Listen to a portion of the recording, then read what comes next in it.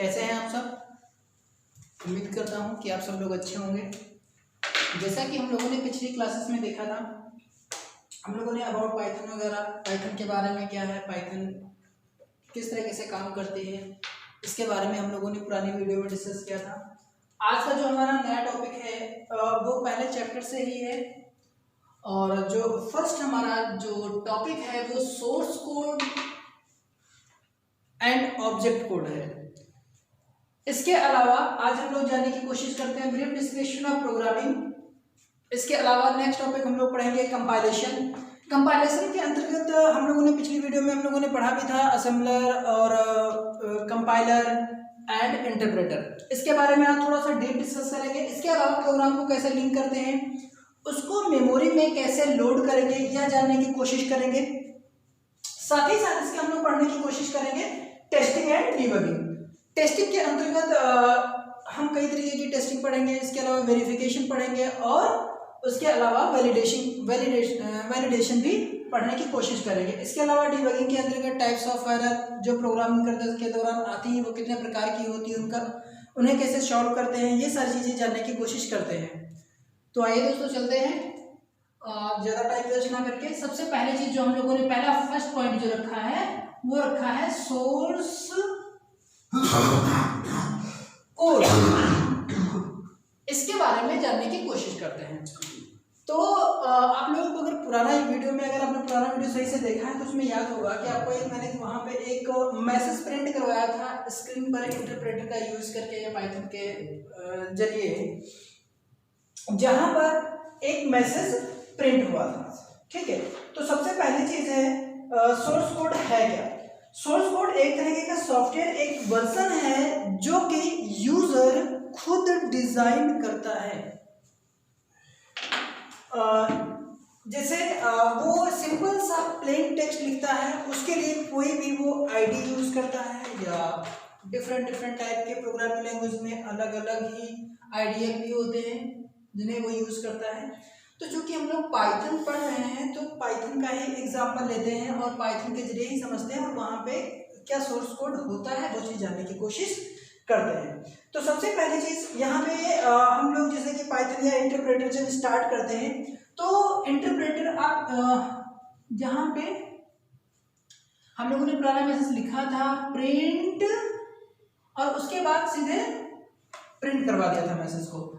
हम लोग आज सोर्स कोड पढ़ने की कोशिश करें तो थोड़ा सा सोर्स कोड डेप्थ में पढ़ेंगे, समझने की कोशिश करेंगे। तो सबसे पहले यहाँ पे एक हम वेरिएबल डिक्लेयर करते हैं। अगर आप लोगों को वेरिएबल नहीं पता है तो परेशान होने की जरूरत नहीं, हम लोग आगे भी वेरिएबल्स के बारे में डीप में पढ़ने की कोशिश करेंगे तो वहाँ पे सारी चीजें समझेंगे। ठीक है, तो वेरिएबल यूज कर रहे हैं और एक इनपुट फंक्शन यूज कर रहे हैं।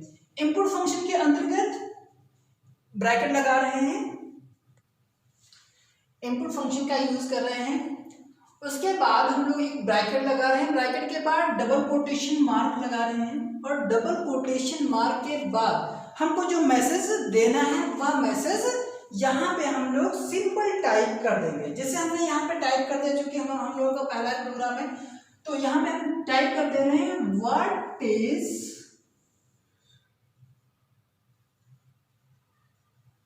योर नेम, और कॉलम लगाने के बाद क्वेश्चन मार्क लगा दे रहे हैं। ये कोई जरूरी नहीं है, एक तरीके की ये हमारी स्ट्रिंग है। ये जानते हैं हम लोग एक्सेल में भी पढ़े होंगे कि जो चीज़ हम डबल कोट्स में लिखते हैं वह एट इज इट प्रिंट हो जाता है, या उसको हम स्ट्रिंग ही कहते हैं। स्ट्रिंग की डेफिनेशन भी हम लोगों ने पहले से पढ़ रखी है, जिसको जैसे कि कहते हैं कि कैरेक्टर का जो सेट होती है उसी को स्ट्रिंग बोलते हैं, जिससे कोई नाम हो सकता है, कुछ भी हो सकता है। तो उसी तरीके से ये भी एक स्ट्रिंग है जो कि डबल कोट्स में लिखी गई। इसके पश्चात जैसे हम यहाँ पे एंटर बटन प्रेस करते हैं, जैसे एंटर बटन प्रेस करेंगे तो यहाँ पे तुरंत आपको आउटपुट मिलेगा व्हाट इज योर नेम। मतलब अब यह कंपाइलर इंटरप्रेटर आपसे पूछ रहा है कि आप अपना नाम डालें। अब नाम डालने के बाद आप जिसे नाम यहाँ पे डाल दिया, जैसे कि मान लो मेरा नाम है तो मैं अपना नाम डाल दे रहा हूं। जैसे यहाँ पे हमने डाल दिया दीपक वर्मा, और जैसे एंटर करेंगे तो उसके बाद यहाँ पे सीधे इंटरप्रेटर कमांड लाइन फिर से आ जाएगा और आपको कोई भी आउटपुट नहीं मिलेगा। अब आउटपुट देखना है, मतलब हमको तो स्क्रीन पर रिजल्ट चाहिए ना कि हमने किया क्या है इनपुट, तो उसको प्रिंट करने के लिए फिर से हमको एक फंक्शन लिखना होता है। कौन सा? Print function. यहां पे लिखेंगे प्रिंट और ब्रैकेट में नेम हमने जो था हमारा वो वेरिएबल था, तो यहाँ पे सिंपल नेम लिख देंगे और एंटर करेंगे। जैसे एंटर करोगे तो यहाँ पे आपका जो भी आपने इनपुट किया होगा ना वह यहाँ पे डिस्प्ले हो जाएगा और इंटरप्रेटर कमांड लाइन फिर से खाली मिलेगा। तो जो ये प्रोसेस हमने पूरा अपनाया, ये कमांड लाइन आर्ग्यूमेंट्स चल रहे थे हमारे, इंटरप्रेटर पे हम लोग यूज कर रहे थे। तो ये जो फर्स्ट प्रोग्राम था हमारा, इसी को बोलते हैं सोर्स कोड। क्या बोलते हैं?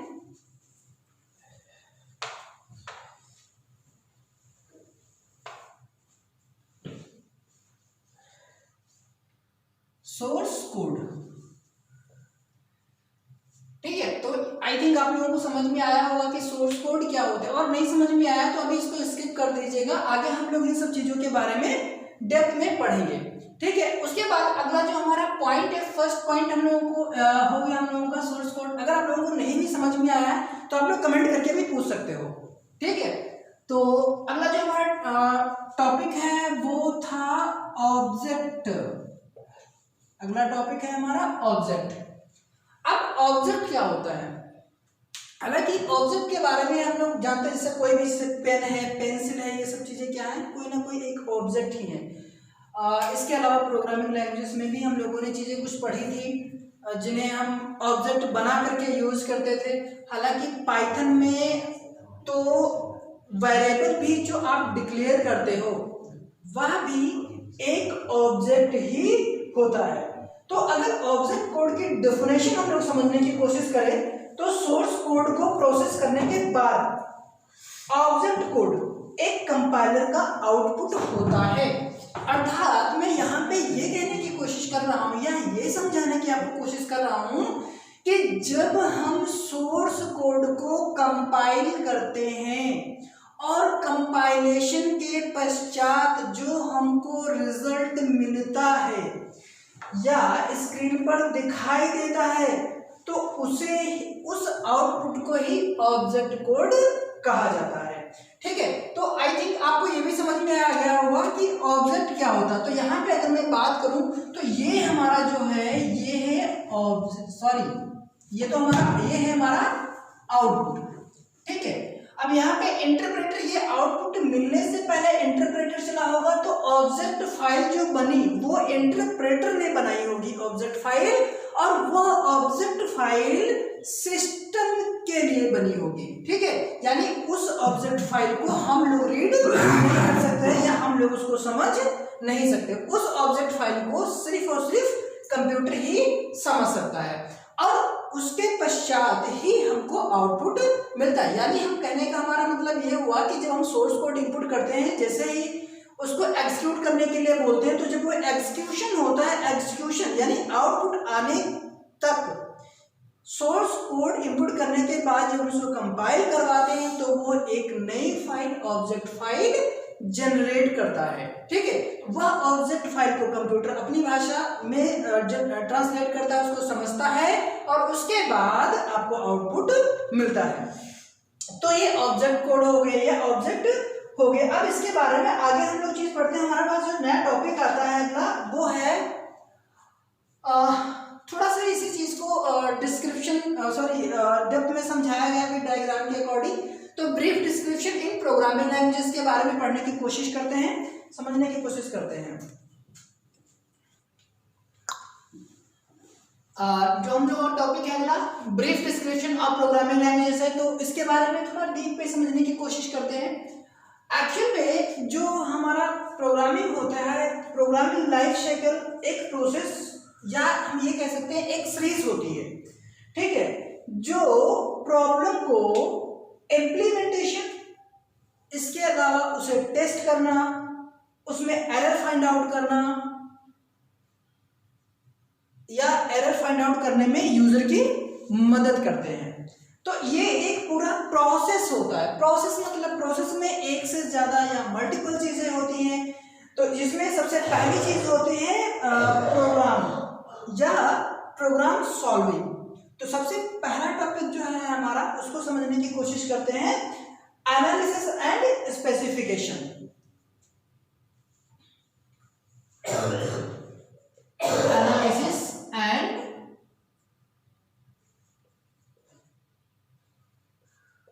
Specification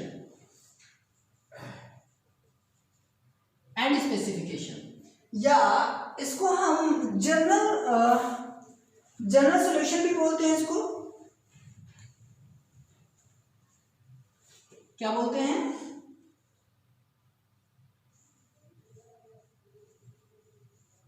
general solution, general solution भी बोलते हैं। अब जनरल सॉल्यूशन होता क्या है? तो अगर आप लोगों को थोड़ा सा रिमेंबर होगा तो फर्स्ट वीडियो में मैंने आपको एक चीज बताई थी, एल्गोरिथम। तो यहाँ पे वही चीज तैयार की जाती है। सबसे पहले यहाँ पे किसी भी प्रॉब्लम या जो भी आपके पास प्रॉब्लम है उसकी पहले यहाँ पे हम एल्गोरिथम तैयार करते हैं, यानी किस स्टेप के बाद हमें कौन सा काम करना है, यह चीज हमें फर्स्ट स्टेप में तैयार करनी होती है। तो इसको बोलते क्या है? प्रॉब्लम सॉल्विंग या प्रोग्राम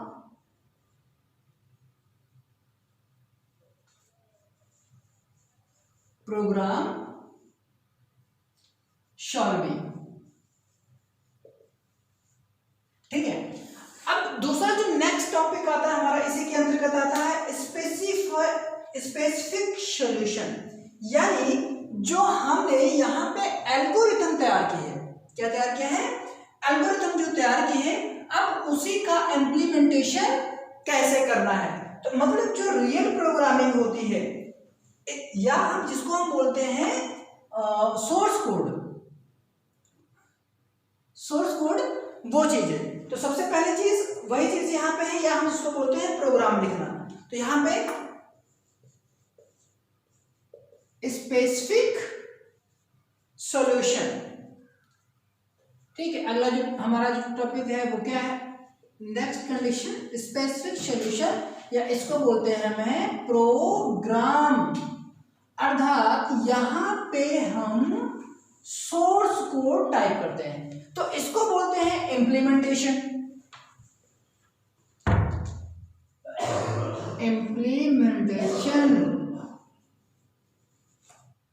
अब जब इम्प्लीमेंटेशन हो गया, अर्थात हमने जब सोर्स कोड तैयार कर लिया, तो सोर्स कोड तैयार करने के बाद हमें उसे करना होता है, सोर्स कोड तैयार करने के बाद हमें उसे करना है मेंटेन। ठीक है। यहीं पे हम जब हम सॉल्यूशन लिख लेते हैं या अपना पूरा प्रोग्राम लिख लेते हैं किसी भी आईडी पे, तो उसके बाद हमें उसे करना होता है टेस्ट। अर्थात जो प्रोग्राम की टेस्टिंग प्रक्रिया है या टेस्टिंग प्रोसेस है, वो भी यहीं पे होता है। और टेस्टिंग प्रोसेस के बाद, अर्थात कहने का मीन्स ये हो गया कि आपका एक सॉफ्टवेयर बन गया। जब सॉफ्टवेयर बन गया तो उसको हम क्या करेंगे? अपने लिए यूज करेंगे। तो यहां पे उसी को बोलते हैं यूज या फिर मेंटेनेंस। ये एक सिंपल लाइफ साइकिल है जहां पर हम अपने पूरे प्रोग्राम के बारे में समझते हैं। तो पहली चीज, जब भी हम कोई प्रोग्राम लिखेंगे या कोई हमारे पास प्रॉब्लम होगी तो उसको सॉल्व करने की कोशिश करेंगे, उसे एनालिसिस करेंगे, स्पेसिफिकेशन उसके बारे में या जनरल एल्गोरिथम लिखेंगे। सिंपल सा सॉल्यूशन फाइंड आउट करने की कोशिश करेंगे। लेकिन अगर प्रॉब्लम बिग हुई तो उसको अलग अलग टुकड़ों में बांट करके सॉल्व करने की कोशिश करते हैं। नेक्स्ट टॉपिक जब हमारे पास हम ये चीज कर लेते हैं, उसके बाद जो हमारा टॉपिक होता है वो होता है इम्प्लीमेंटेशन। अब हमने एल्गोरिथम जब लिख लिए है तो उसे सोर्स कोड या प्रोग्राम में इम्प्लीमेंट कैसे करेंगे? इम्प्लीमेंट करने मेन जो हमारा यहाँ पे फोकस होता है वो मेन चीज यही होती है प्रोग्राम। अगर छोटे मोटे प्रोग्राम है तो उसके एल्गोरिथम हमें लिखने की जरूरत नहीं पड़ती, लेकिन अगर प्रॉब्लम बड़ी है तो उसकी एल्गोरिथम भी बनानी पड़ेगी और उसके बाद उसे इम्प्लीमेंट करेंगे, और इम्प्लीमेंट करने के बाद जब उसे कंपाइल करेंगे, एग्जीक्यूट करेंगे या जो भी चीजें हम करते हैं उसके बाद हमारे पास एक एक्सी फाइल बन के आ जाती है जिसको हम सॉफ्टवेयर बोलते हैं या एग्जीक्यूटेबल फाइल बोलते हैं, और उसी को हमें रखना होता है संभाल करके। तो यहाँ पे उसी को बोल रहे हैं मेंटेनेंस। आई थिंक आप लोगों को ये चीजें क्लियर हो गई होगी, और अगर नहीं हुई, कोई भी टॉपिक इसमें से नहीं समझ में आ रहा है तो आप प्लीज कमेंट करके जरूर पूछें। चलिए अब बढ़ते हैं अगले टॉपिक की तरफ हम लोग। अगला टॉपिक जो हमारा है वो कंपाइलेशन है। हालांकि हम यहाँ पे ज्यादा काफी कुछ डिस्कस कर चुके हैं, तो अब हम लोग अगले टॉपिक की तरफ चलते हैं, कंपाइलेशन की तरफ। ठीक है, तो कंपाइलेशन या हम कंपाइलेशन किसके थ्रू होता है या कंपाइलेशन होता क्या है, इसके अलावा हम लोगों ने कुछ पुरानी वीडियो में कुछ चीजें भी डिस्कस की थी, इंटरप्रेटर वगैरह डिस्कस किया था, तो वही चीजें अब यहाँ पे हैं। अब उनके बारे में थोड़ा सा डीप में डिस्कस करेंगे, ज्यादा कुछ नहीं यहाँ पे हम लोग पढ़ेंगे, थोड़ा सा डीप में डिस्कस करने की कोशिश करेंगे। तो नेक्स्ट टॉपिक जो है वो कंपाइलेशन। चलिए आइए समझते हैं कंपाइलेशन के बारे में। कंपाइलेशन क्या है, थर्ड पॉइंट हमारा कंपाइलेशन। ठीक है, तो कंपाइलेशन क्या है? कंपाइलेशन वह सेट है या स्टेप होता है जो किसी भी सोर्स कोड को ऑब्जेक्ट कोड में चेंज करता है। अर्थात हम ये कह सकते हैं कि जो हमारा सोर्स कोड का जो प्रोग्राम या जो हम सिंपल टेक्स्ट किसी आईडी पे लिखते हैं उसको मशीन के समझने के लायक बनाने का जो काम करते हैं उसे कंपाइलर या कंपाइलेशन कहते हैं। अब कंपाइलर जो कि है, तो कंपाइलर एक यूटिलिटी सॉफ्टवेयर होता है जो उसको कन्वर्ट करने का काम करता है। इसके अलावा हम अगर बात करते हैं तो किसी भी प्रोग्राम में